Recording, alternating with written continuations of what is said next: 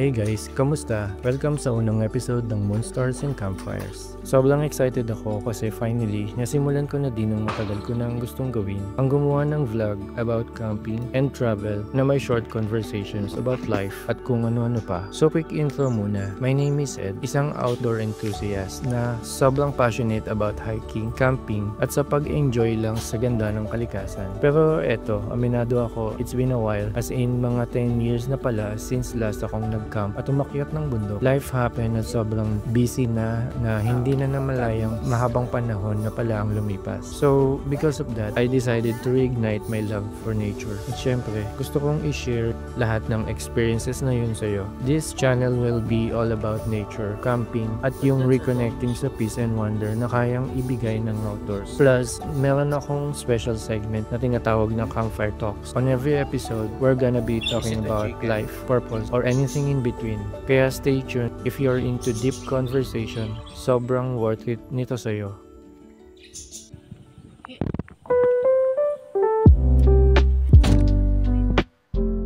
So, back to today's adventures. Para talaga ma-jumpstart ang series na to, I wanted to explore a place na super ganda pero abot kaya. Madaling puntahan for anyone na nasa Manila. Kaya game, niready ko na ang mga lumang camping gear ko at dumiretso na sa Bukid Pamana na matatagpuan sa Barangay Palokpok 2, Mendez, Cavite. Diyan ka kasha.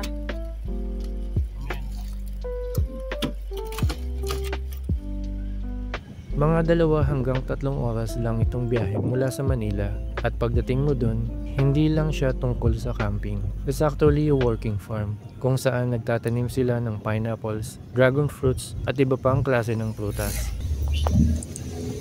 And our destination is on the right. Tapa. May kaliwaan yan. Diretso ka pa. Panti pa.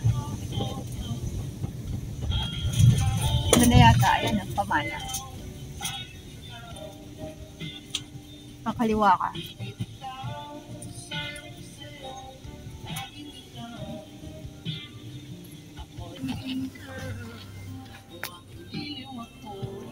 Sit down yun lah.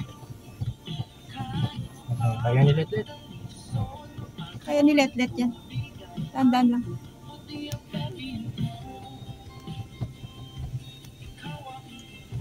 Are we going to the campsite? Yes.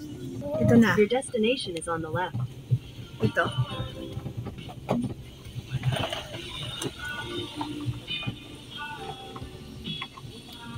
Auto repair shop.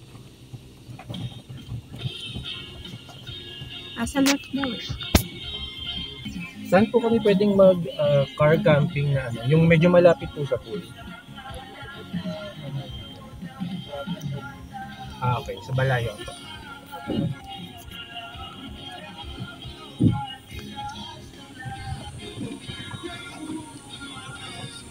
Diretso ko na lang po.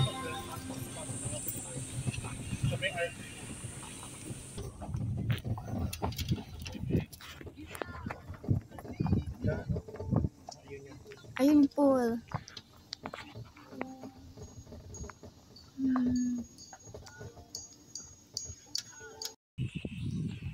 Ngayon, pag-usapan natin ang options. Bukid Pamana, hindi lang pang car campers at moto campers. Kung hindi ka mahilig sa traditional camping, okay lang. Dahil meron silang cabins and suites na pwede mong i-rent pang day trip man or overnight stay. Perfect kung gusto mo ng konting comfort while enjoying the outdoors. Bukod sa car camping or moto camping, pwede ka din mag-book for weddings, youth camp, at team building activities. Kung may plano kang special event, baka ito ang ideal spot mo. Quick tip lang, kapag mag-rent ka ng cabin or suite, siguraduhin mo na susundin mo ang guidelines para sa mga room. Syempre, let's be mindful sa rules para happy ang lahat. Isa pang bagay na sobrang unique sa Bukid Pamana ay sobrang tahimik dito. Kung type mo yung chill at tranquil na vibe, this place is made for you. Medyo strict sila pagdating sa pagiging organized at peaceful ng lugar, kaya talagang relaxing dito, lalo na kung gusto mong makawala sa noisy at busy life ng city. But don't worry, marami pa rin pwedeng gawin. Marami pang ibang amenities activities dito tulad ng trampoline, obstacle course, treehouse, playground, at ng swimming pool.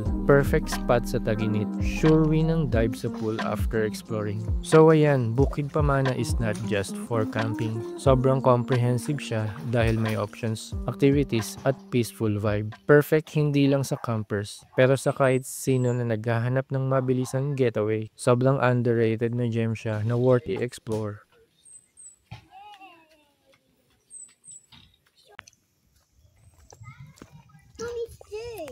Yeah? Do you want to ride the swing?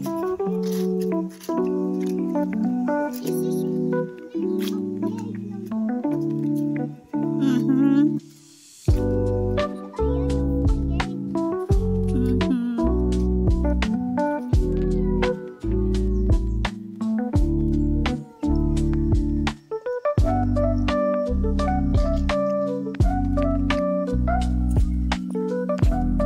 You're not.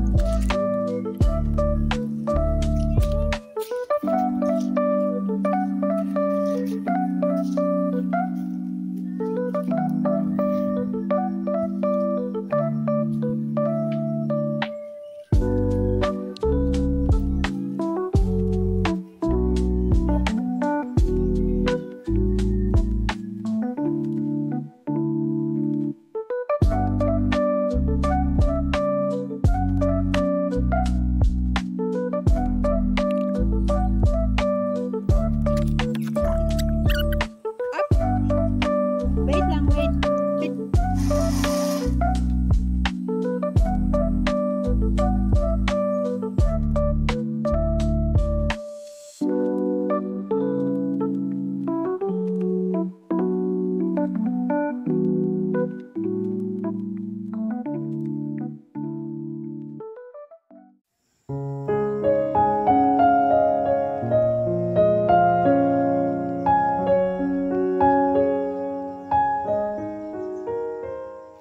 Okay, so that's about it for today's episode. Pero bago tayo mag-wrap up, we're inviting you to join us on our campfire talks on the next episode. Usapang life and purpose muna tayo. Paano tayo pwedeng mag-reconnect sa nature? Ikaw, ano ba ang purpose mo ngayon? Ano yung gusto mong ma-reconnect this year? Pakisagot na lang sa comment. Gusto kong marinig ang kwento mo and I try my best to answer everyone. Thank you for tuning in sa first episode ng Moon Stars and Campfires. Huwag kalimutang mag-like, subscribe, at i-hit ang notification bell para hindi ka ma-left out sa mga future episode. See you sa next one. Ingat at happy camping!